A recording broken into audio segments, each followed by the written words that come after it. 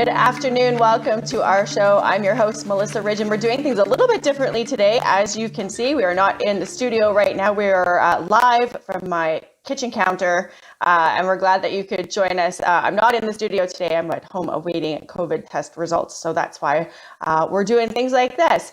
So yesterday was World Inventors Day, and we are going to put our own inventors and innovators in focus for you today, celebrating their entrepreneurial, innovative spirit.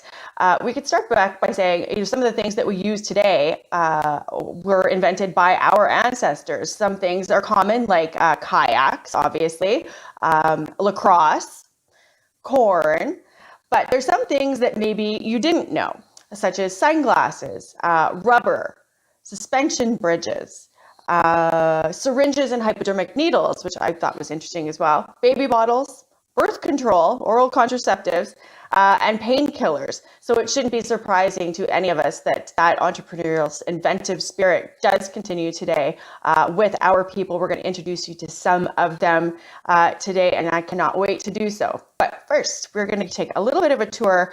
Imagine that you have an idea for a new product of some sort. And you have to make it reality, but where do you even kind of begin? Like, who helps you get that, turn that seed into, budding little plant, right? So North Forge in Winnipeg is one of the places that helps innovators develop their products, right? How it works is you buy a membership. It gives you access to equipment that you would need to make your product. They hook you up in a co-working space with experts to develop a customer base, your marketing strategy, mentors, even, you name it. It's kind of a one-stop shop that they are there to help that spirit kind of flourish. Krista Kowalik and Marnie Stapley took us on a tour of their Fabrication Lab here in Winnipeg last week. It's known as the Fab Lab, to explain how it works and how they support inventors and innovators. Very cool to see, like $3 million worth of equipment there to be used by people who obviously don't have time or space or money to go and have their own fabrication labs built to get their products off the ground. I also want you to pay attention to a regular in the Fab Lab. That's Robo McRoboface. You'll see him kind of go zooming back and forth across the screen as we're taking a tour. Say you're working with somebody who's in a different city or somewhere else in the world altogether on this product. You want to show them where you're at in the development stage, how things are going. They're not going to fly all the way here to see it, but Robo McRoboface can beam them in so you can see what you're working on. Let's take a look at North Forge Fab Lab. So the Fabrication Lab, or Fab Lab as we love to call it around here, is open to entrepreneurs who have a great idea but are not sure how to build out that prototype and don't necessarily have the hundreds of thousands of dollars it takes to access the equipment that they need to build that prototype, or to build frequent iterations of that prototype that many need to do in order to get the right version of that prototype to take to market and to sell. So what we provide here is an opportunity to make those changes, to pivot frequently, to use all different types of equipment. We have more than $3 million worth of equipment at our facility here, and we're open 24 hours a day. All you need is a simple membership with the Fabrication Lab. We provide the safety training, and then there are all types of makers within this space who are willing to share their expertise. They work together so beautifully here. The community here is really what makes this place special. Yes, you're building prototypes. Yes, you're making businesses, but you're doing it in such a collaborative environment that the feeling you get here is what makes this magical. It truly is. And you guys are, this is great for if you're living inside the perimeter in Winnipeg, lovely, but not everybody lives in the capital of Manitoba, but you guys are looking to expand to northern remote communities. We are, Melissa, you're right. So we're in the process of developing a fabrication lab up north, working with Thompson and the Paw. So you met Robo McRoboface rolling around earlier. He may make an appearance here still again. Still stalking us. I just saw him go by. Yes, and so we're working to build a program up in the north. So having a physical space with similar types of equipment that we have here that we know are well used and can make those prototypes and make access to building a business, and then and then matched with our 4-stage founders program to learn the skills to actually develop out a program, to develop out your business. It really just makes the idea of building a business so much less scary, and it's just having that help along the way where you don't have to be building in a silo. It's just that helping hand to build you along to help your business along the way and contribute to your success.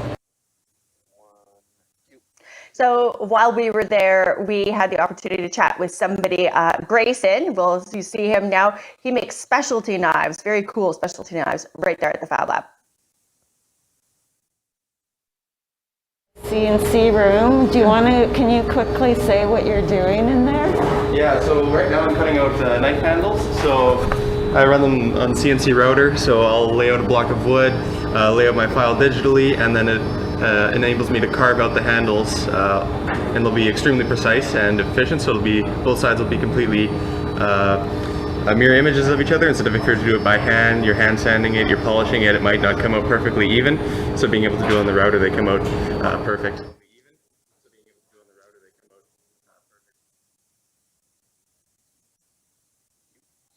So this next business we want to introduce you to, it's a tech business. It's an app that was developed by Indigenous man and his business partner, Jeffrey Reitberger, is traveling. He cannot join us today, but his partner certainly can.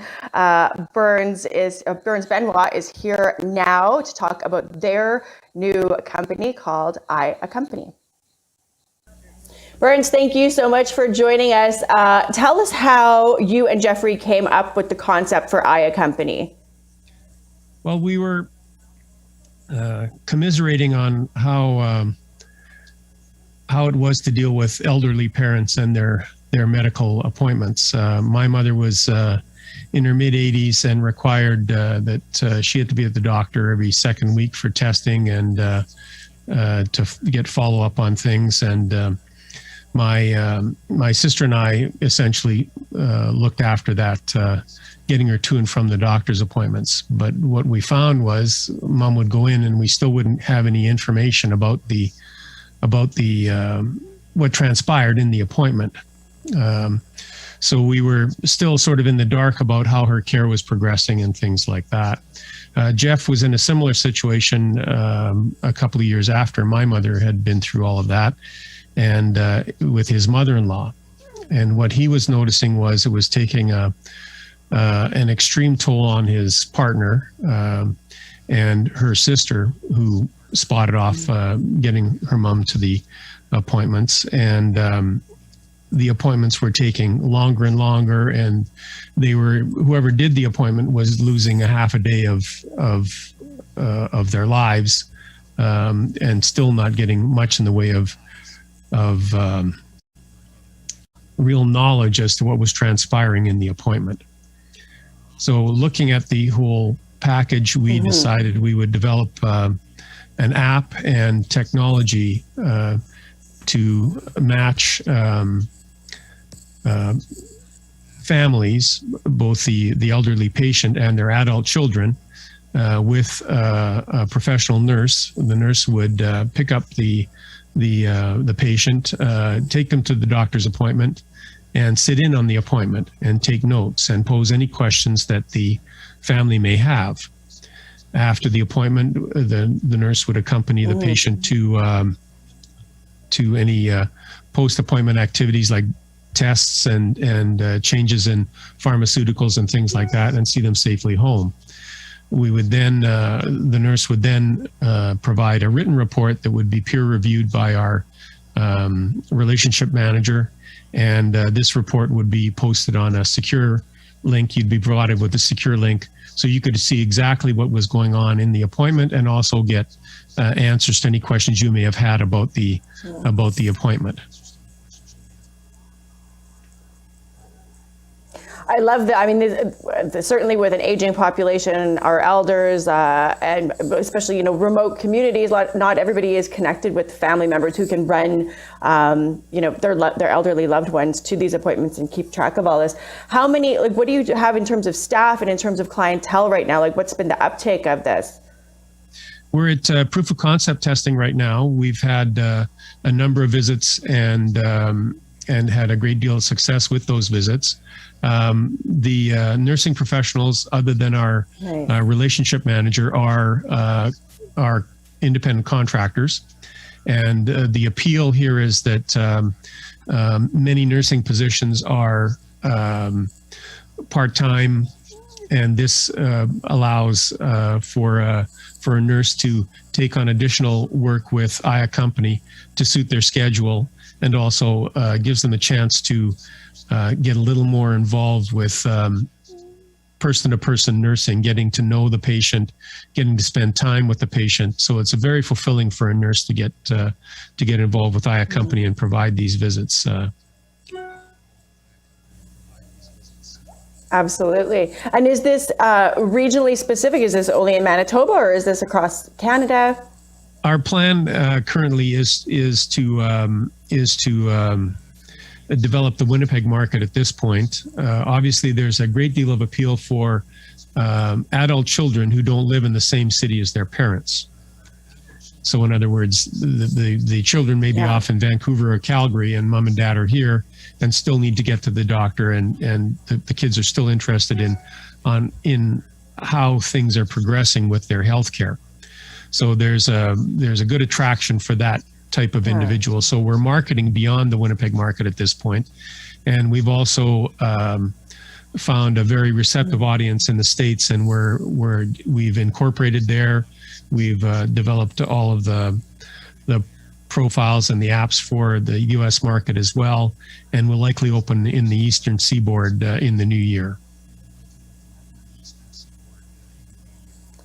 Well, we are so glad that you could come on our show and tell our audience and focus all about this first, so that when a company is just, you know, a household word that we all know and we all use, we can say, well, yeah, we heard about it here first. Well, that's right. You could also mention we do have a number of proof of concepts slots available. So, and this would be free of charge to individuals who would like to sort of test drive the service, if you want to call it that. And they can contact our business. They could contact our business development person, Jackson Sharon, at 204-291-4779, and we could set that up and give them a trial run of the service. Love this. Burns, thank you so much for joining us today. You're very welcome, Melissa. Thank you.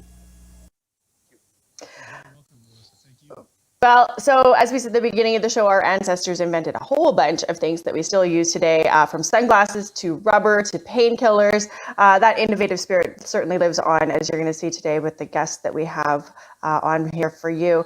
Our next one is Jordan Smith. He joins us from Toronto. He's now the brains behind this app called Rentory, and it's an app that connects people to those who have recreational equipment that's just sitting around that they're not using. You can make some money off of it. So if you're visiting somewhere and you want to go on a bike ride, you can use this app to connect with somebody who can loan you a bike while you're there. Jordan, thanks for joining us. Thanks for having me. I have to say, when I heard about this app, I thought, well, and I guess that's the thing about the best inventions. When you hear about them, you're like, well, why didn't I think of that? That just seems so logical. Can you walk us through a little bit about, you know, how you came up with the idea and then how you brought it up and got it started? Yeah, for sure. I guess long story short is like being your typical adventurous millennial. Found myself on a trip to Vancouver, really wanting to kayak randomly. But that being said, the process to do that wasn't as easy as I thought it should be. It was full of multiple steps, to be honest, a whole bunch of phone calling, figuring out that a lot of the rentals didn't really meet even my price range. So that being long story short, really wanted to create a platform that solved my issue that I had in particular, and also maybe other individuals individuals. So similar to Airbnb, we created Rentry, like you said, where individuals can list, discover, and rent out everyday items. You know, everything from your kayak, like you mentioned, a camera, a specific cabin, or even like the extra space in your house. But that's really where it kind of came from, just a personal problem. I love it. Now, have you always felt like you had like this kind of innovative entrepreneurial spirit in you, or were you doing something before and this just hit you? Yeah, so I guess since the very beginning, I've always had a love for like entrepreneurship, creating things, really figuring out like the process of how to do it. Didn't matter if it was like a kid like selling like crab apples from like backyard on the driveway, or even like in university, starting like a random t-shirt company. I guess the lead or interest in specifically tech, we'll say, really stemmed from my past life of working at Skip the Dishes. That was a pretty random story on its own. Basically came across the founder who was really telling me what he was doing in Winnipeg and for the prairies. And then that's kind of where it really stemmed from there. Yeah, well, at Skip the Dishes, look at, I mean, it's a household thing. It's in all of our lives now, right? So we see, and I was just talking to our previous guest for iCompany, you know, it's funny how these things, somebody thinks of them up, somebody makes them happen, and then it just becomes just a regular part of our life, and we don't ever remember life before we had that. I mean, is that the direction that you see Rentry going? I mean, it's certainly, if it's so similar to Airbnb in that, you know, I kind of think that you were expecting big things to come from this. Yeah, exactly. So that is kind of our bigger plan, is to expand nationally. So currently right now we have early access to our application on the Google Play Store and Apple App Store that will allow individuals to actually upload particular items as of today if they wanted to, and really start that rental community throughout Canada, regardless if you're in Bercy, Saskatchewan, that's where my grandma's initially from, or even like Toronto. So that's kind of the bigger plan, is to really kind of expand this rental community from coast to coast.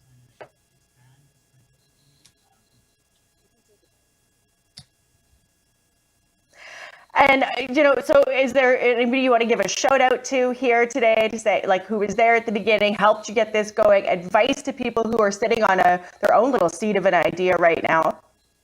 Yeah, I guess what I would really say is, for me personally, my inspiration actually didn't come from your traditional entrepreneur. It was actually my mother and my grandmother. They didn't even have actually traditional education, to be honest, but actually seeing them working day out and just have that particular work ethic. There isn't actually anyone I would particularly put in a higher pedestal than those three individuals on this entrepreneurship journey. And I guess in regards to a tip, that's a tough one. I guess what I would specifically say is, if the one thing that's really preventing you from jumping or taking that leap into entrepreneurship is fear, I guess the one thing I'd say is just really take that leap and be scared, because at the end of the day, what you're really doing is completely different than what you probably ever expected to do, probably what the world has ever expected to see. And that's a big enough win on its own to me. So that's kind of my couple of advices for that.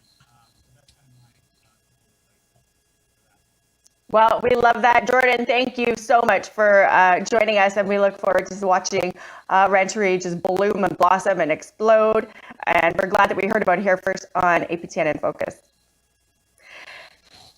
So I want to go now to, do you remember back when we were all, maybe I'm dating myself a little bit here, but going back to high school, we had shop classes and we had home ec class, and you'd build a birdhouse, and that's kind of the best you could really hope for. Well, things have gone far more high tech for this generation, let me tell you, helping them to be inventors and innovators. There's a program that we got to go and meet the teacher and the students at the Innovation Center Entrepreneurship here in Winnipeg.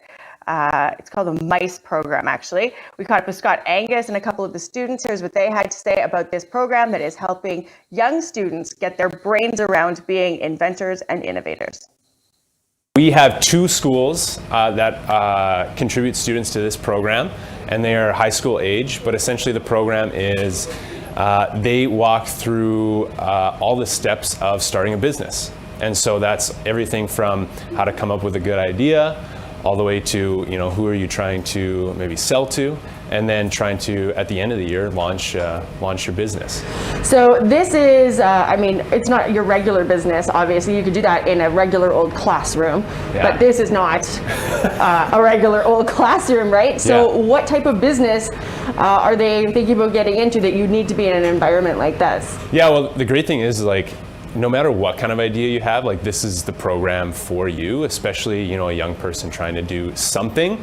It's amazing to have it here at North Forge Fabrication Lab, though, because there are so many amazing tools and resources and people that can help you build an actual physical product. So this place specializes in building physical prototypes of differing types of materials and that sort of thing. And so if you are looking to create something out of wood and sell it, you can definitely do it here. But we have students working on kind of technology solutions and app solutions and maybe fundraisers and events and stuff like that. So it doesn't matter what kind of idea you bring, but it's super cool to have it here with all these cool toys. Is there kind of a new focus on invention and innovation starting at a younger age than previously? Yeah, well, I think people are starting to realize the value of experiential learning and learning while doing. And I know these students have an amazing setup at their school where they do this regularly. And so this is just another opportunity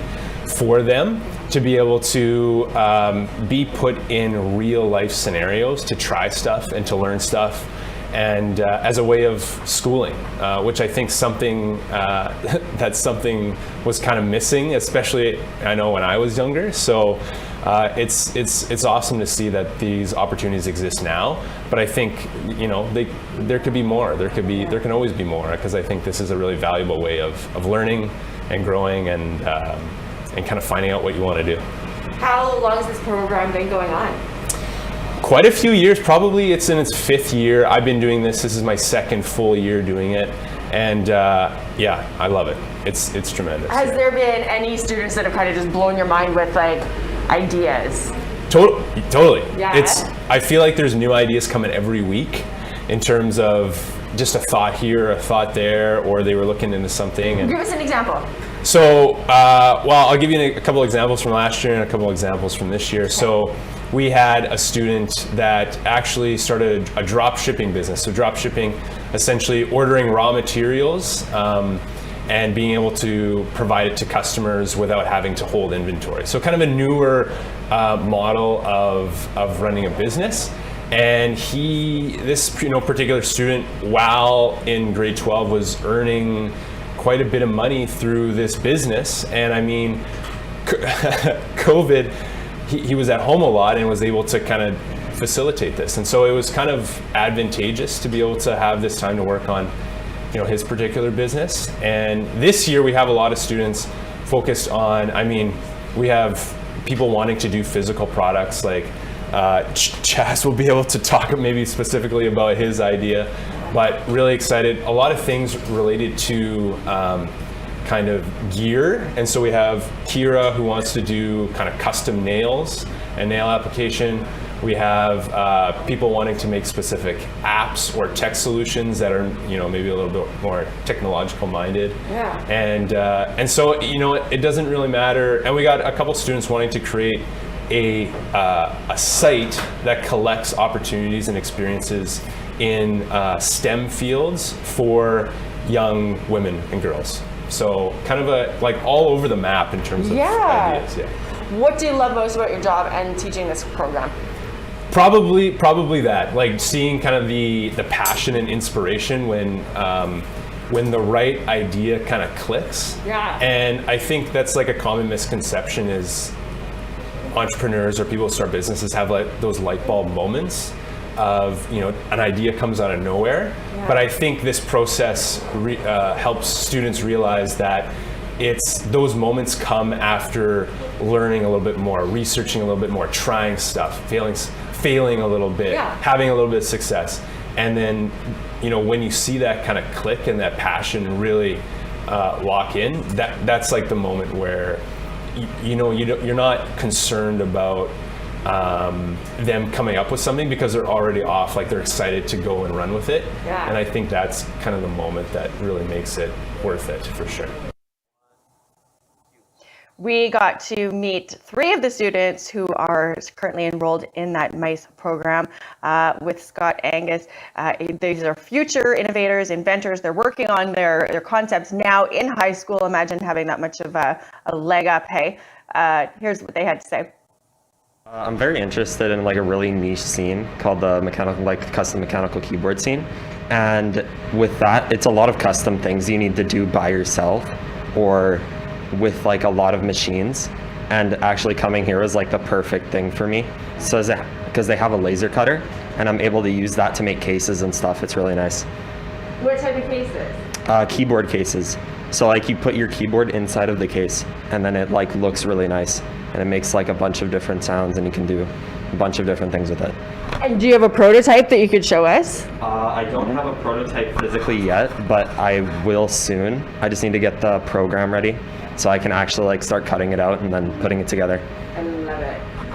Allie, why did you take this course? What are you working on here? I'm interested in the fashion industry, so I am going to make sustainable clothing that is also attainable for kids like me.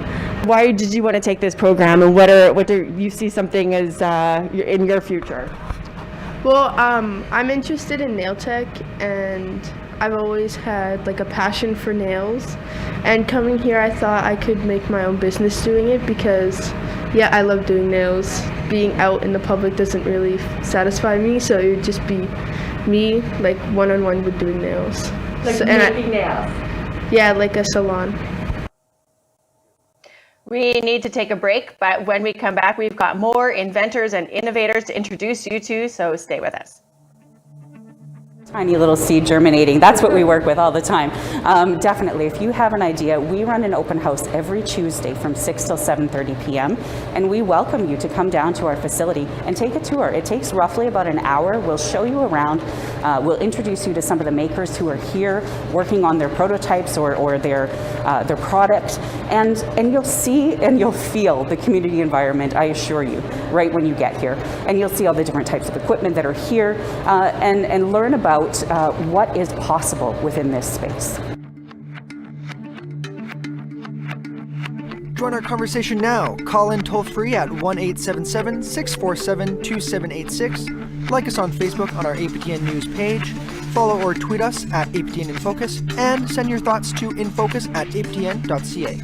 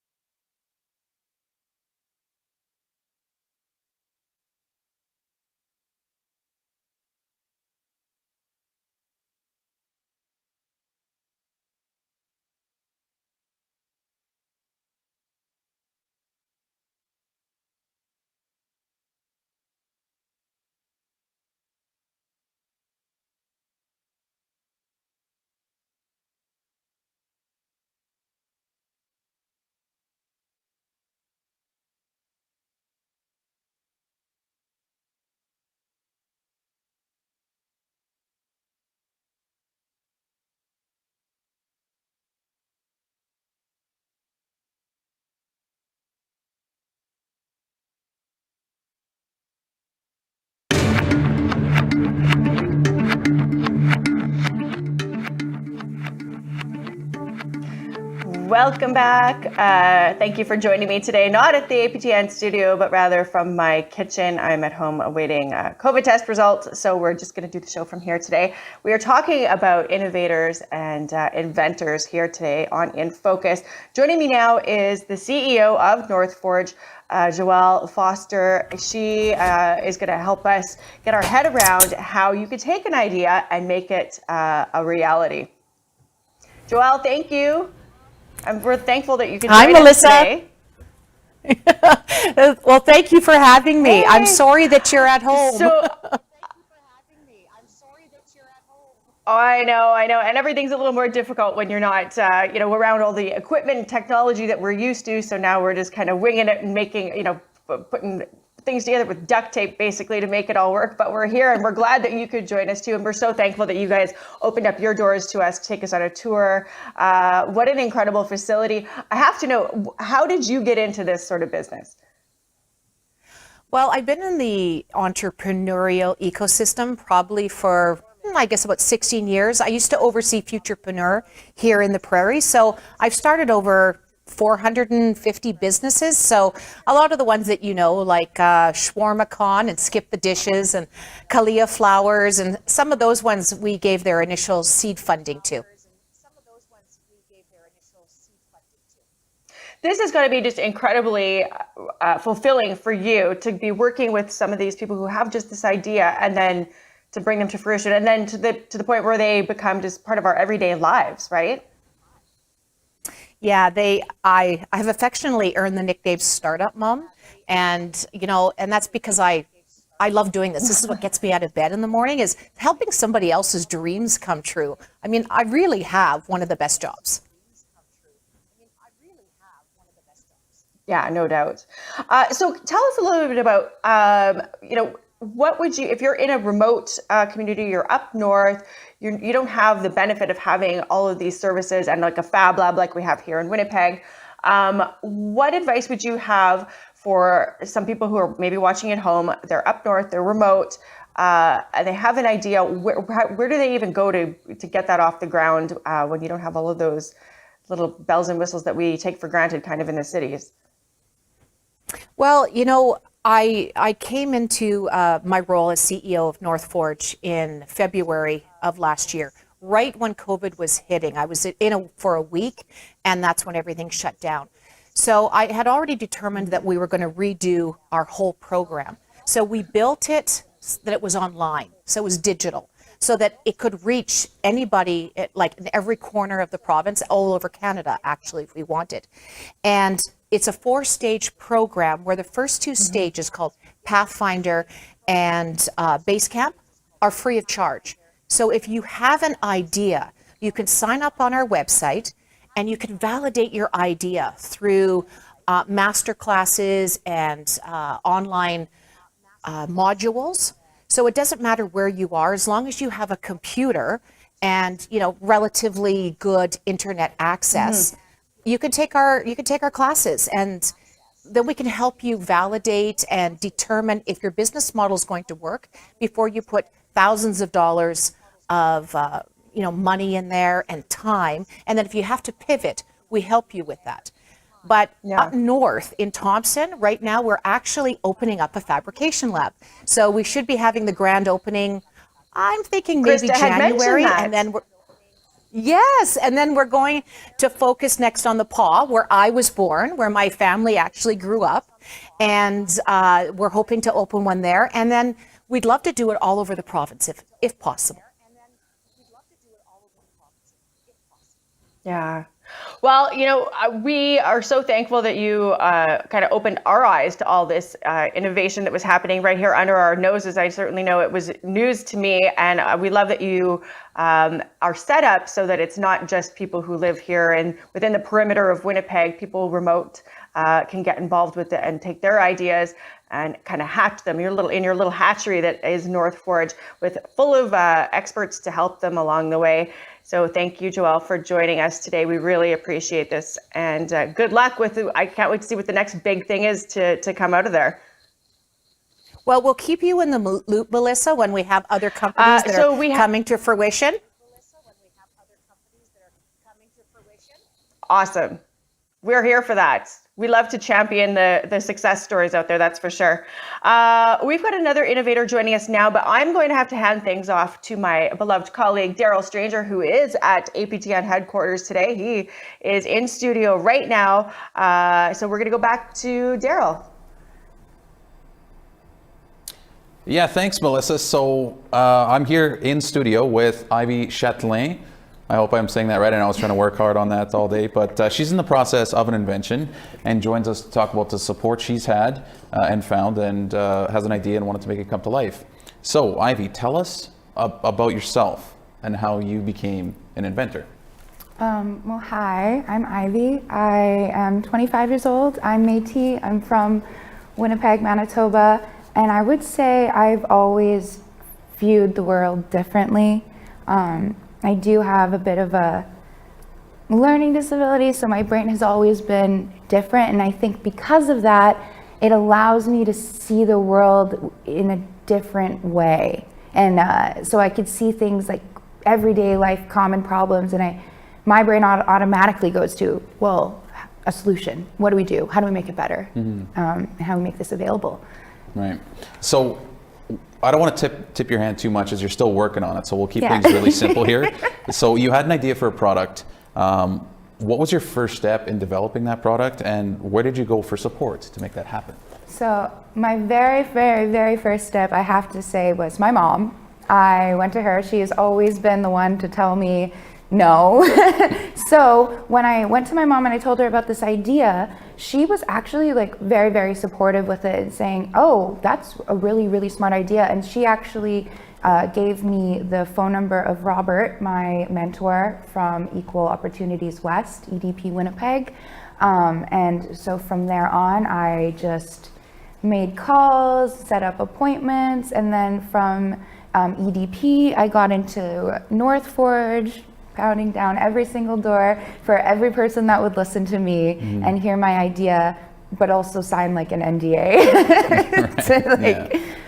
So yeah, and I did Seed Winnipeg. I really want to shout them out because they are the ones who kind of gave me my first stepping stone to get my business certificate for completion. So not only am I not having to spend years going to university and get significantly in debt during a pandemic. Yeah, no kidding. But I can do all the learning virtually from my home and work out of my basement. And yeah, I have a lot of mentors.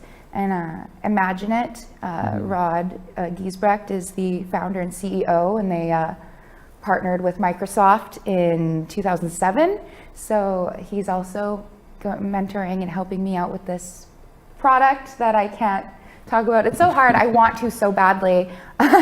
You're doing a great job of like explaining the process, which is why we wanted to bring you on and just how the process worked. So how long has the process been, and where are you at in bringing it to market? Okay, so this initial process started for me, I guess, the moment of the inspiration. So we'll say September of last year. And then we had to do, get registered, get incorporated, all of those fun legalities. The process honestly has been a dream. It's honestly been a dream. We are so close, like we are this close to releasing this and coming out with this product, and I would love to be able to come back and give you guys the inside scoop. Oh, we would love to have the inside scoop, don't you worry. Yeah, so I would say basically it's been about a year of nonstop like hard work, dedication, going on I would say 2 years, but we should be coming to market by March 2022.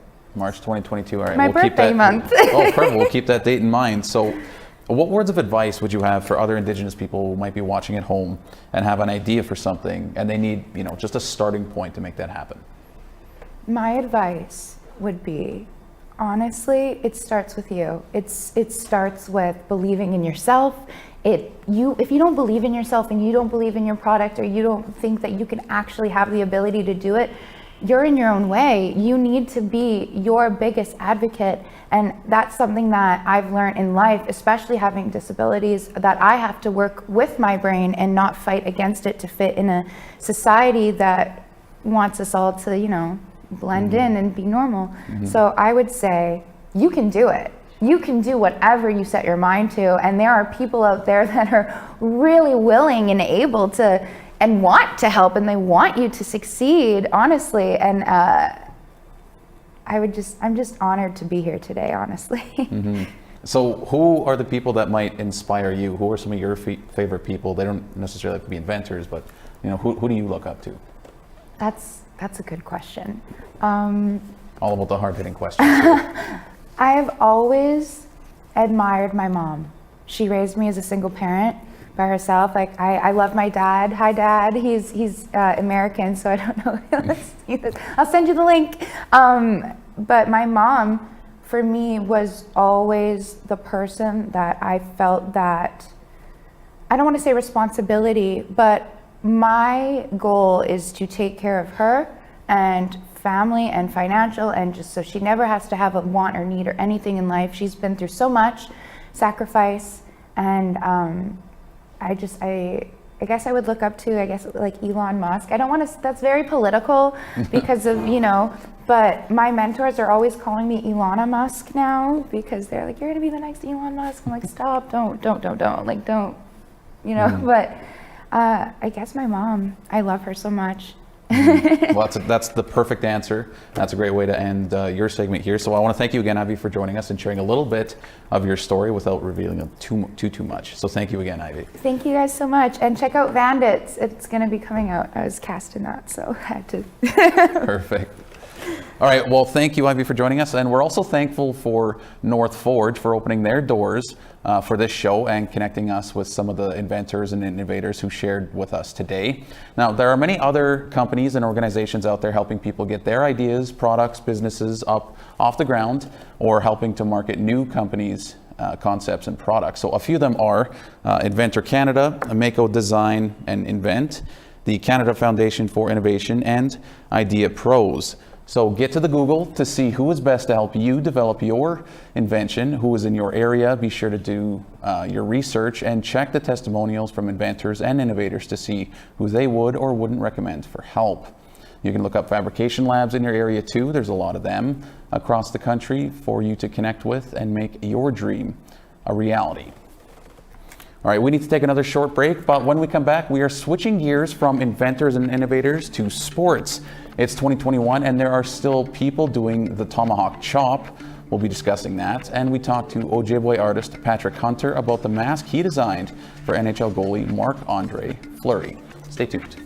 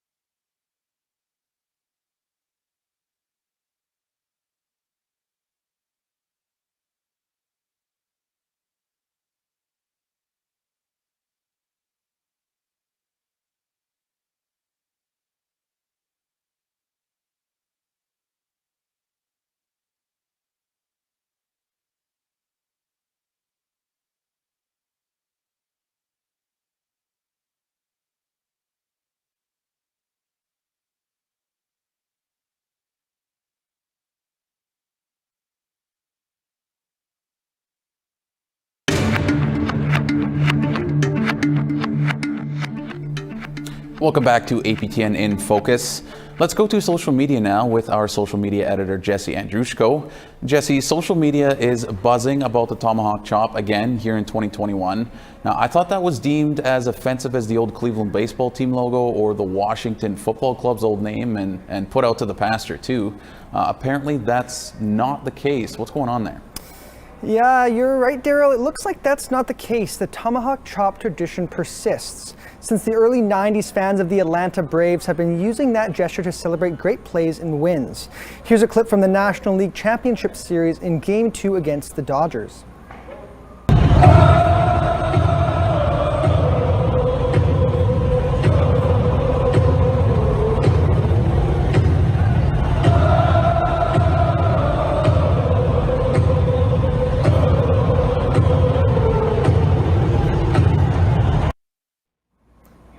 The Atlanta Braves won the World Series last week, and there was a lot of talk on Twitter for and against the Tomahawk chop.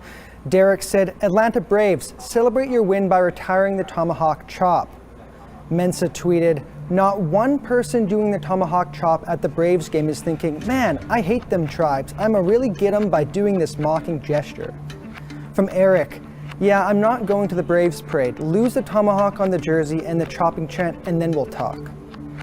We asked our followers online what they think of the gesture and whether the team and fans should stop using it. Carol said, on Facebook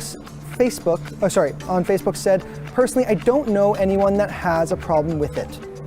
Shondell responded, "How many Indigenous peoples did you poll for that decision? Because this one has huge issues with it." Sandy said, "If people want to act like Indians, who cares? Me personally, I don't have a problem." Michael commented, "It was never meant to be insulting ever, and there's no need to take it that way, except because of this insane cancel culture." On Twitter, Sharon said, "It makes me so uncomfortable that I refuse to watch anything related." And a couple of responses on the APTN News Instagram page. Kathleen said, "Very racist and totally tone deaf these days." Lastly, from Mr. Rose, "Taking away the logo and then using the Tomahawk chop is like a slap in the face." Thank you to everyone that shared their thoughts. If you want to add your opinions, here's how. Join our conversation now. Call in toll free at 1-877-647-2786. Like us on Facebook on our APTN News page. Follow or tweet us at APTN InFocus. And send your thoughts to infocus@aptn.ca.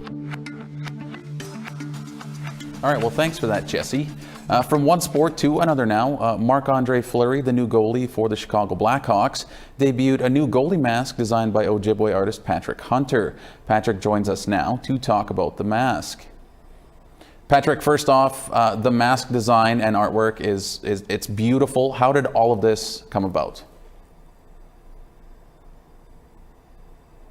This year in 2020, they messaged me through Instagram of all places, and initially they wanted some designs for their first ever land acknowledgement that they play in their arena before every home game, and then kind of called me again later in September and asked if I would be interested in doing the goalie mask for Marc-Andre Fleury, and the answer was yes, and that's kind of how it kind of really got started.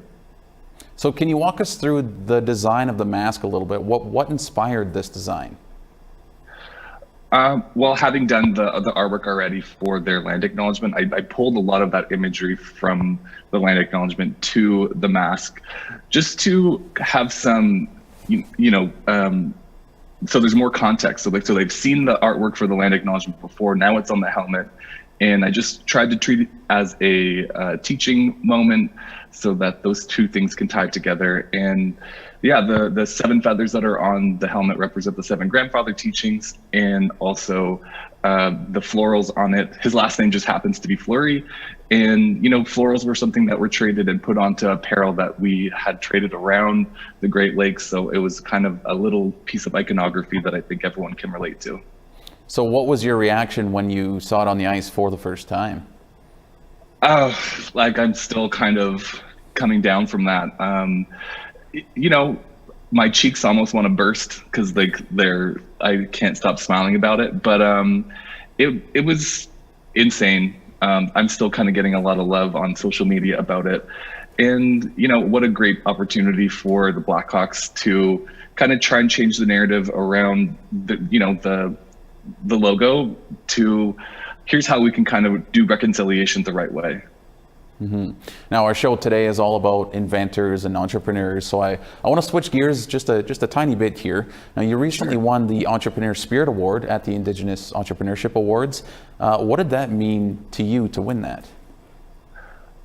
Thanks for bringing that up. I with everything that's going on with the mask, I was like, oh yeah, that happened. It just kind of goes to show me that there's people watching and the work that I'm doing has impact. And, when you're in the job every day, kind of working at the table behind me, you forget sometimes that, a lot of people are watching, and it feels really good to know that there's folks out there that the work resonates with. So who inspires you in your life? Who kind of inspired you to take on the journey that you're currently on? When you kind of become more known in Indigenous country, you kind of tend to meet everyone and kind of get to know everyone. But Jen from Cheekbone Beauty, she's a real inspiration. She's a lot of fun. And my friend Kanya Dio Horn, the actress from Mohawk Girls, and also Letterkenny. A lot of women, I think, really inspired me to kind of keep going on. And my mother, of course, and I don't know, there's too many to name. So what advice do you have for other young artists and entrepreneurs looking to make their way in this world right now? Sure. I made a mistake earlier on in my career, and I wasn't really real with who I was as a person. I'm a Two-Spirit Ojibwe man. That's what is infused in a lot of the work. And in the beginning, I kind of tried to hide that a lot. So I think if you really lean into who you are as a person, and then two, your culture, wherever you come from, your background, that can totally be an asset to your success. And that's something that I hope that I can get across to you guys today. So what's up next for you, Patrick? Is there any big projects that you're able to share with us that you're working on right now? Oh gosh, not that I'm really allowed to talk about, but fingers crossed that we'll chat again soon. But I don't even know how you top, doing a mask for Marc-Andre Fleury. So I don't know yet. Hopefully I can take some time off and just chill and be with family. And going back to the mask one last time here, what's your favorite part of the mask and the whole design process? It doesn't necessarily look the way that a lot of hockey masks look. This is my first one, so I really didn't kind of have a lot to go on there, but I hope that it was original enough that people would love it, and that seems to be the case so far. But yeah, I love the colors on it, and the fact that it's worn on such a national stage and a beloved stage as the NHL is. That means a lot to me. And should anybody want to reach out to you for maybe a design of their own, or just to say hi, where can they do that? Call me. No, I'm just kidding. Patrick Hunter _art on Instagram is kind of the easiest place to do it. It's like the new business card these days. Or patrickhunter.ca. You can find what I'm up to on there. All right. Well, Patrick, I want to thank you for taking a few minutes out of your day to speak with us. And again, that design is just incredible, and it looks great on the ice. Everything about it is just top notch. Thanks a lot. Thanks for the chat. It was awesome. All right, that's a wrap on our show today. Thanks again to North Forge for opening up their doors to us, and the inventors and innovators who joined us to talk about turning ideas into realities. Hopefully it inspired some of you inventors out there. And thanks Patrick Hunter for sharing about the NHL mask he designed. And thanks to our crew and to all of you for tuning in. And I also want to give props to Melissa Ridgen for doing the show today from her kitchen. Despite having to isolate at home, it might have looked a bit different, but Melissa, you were just as great as you always are. We all hope you feel better and hope to see you back in this chair soon. Have a great afternoon and see you back here next week.